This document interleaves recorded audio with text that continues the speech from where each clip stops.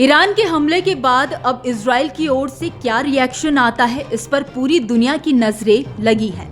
Iran और Israel के बीच लगातार तनाव जारी है। इस तनाव के बीच इजराइल पूरी तरह एक्टिव दिखाई दे रहा है। बेशक अभी तक इजराइल ने कोई पलटवार नहीं किया है, लेकिन ये साफ है कि इजराइल शांत नहीं रहेगा।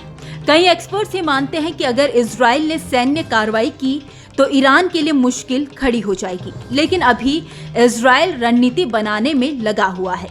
कहा जा रहा है कि ईरान पर हमला करने को लेकर इजराइल कंफ्यूजन की स्थिति में है। ऐसे में आइए जानते हैं कि इजराइल को ईरान पर हमला करने से क्या रोक रहा है।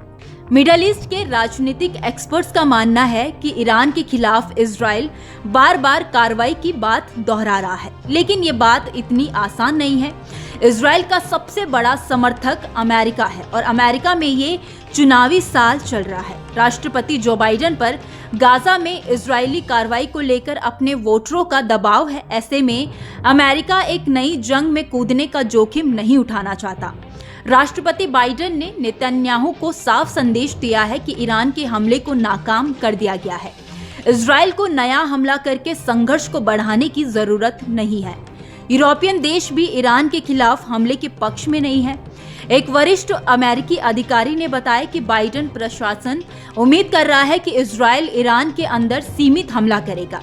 सीबीएस न्यूज ने अमेरिकी अधिकारी के हवाले से कहा है कि संभावित इजरायली प्रतिक्रिया में ईरानी सैन्य बलों और उसके प्रतिनिधियों के खिलाफ ईरान के बाहरी हमले शामिल होंगे। दूसरी तरफ इजराइल के अरब सहयोगी भी हैं, जिन्होंने 13 अप्रैल को देर रात हुए ईरानी हमले के बाद इजराइल की खुलकर मदद की थी।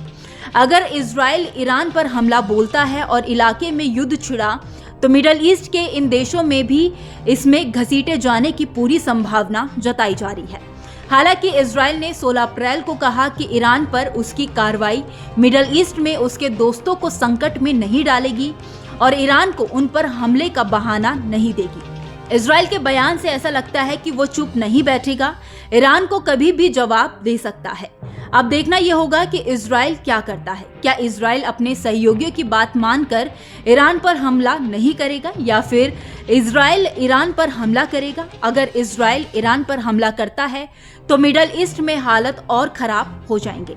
खैर, इस खबर में इतना ही। इस खबर को लेकर आपकी क्या राय है, आप हमें कमेंट सेक्शन में जरूर बताइए।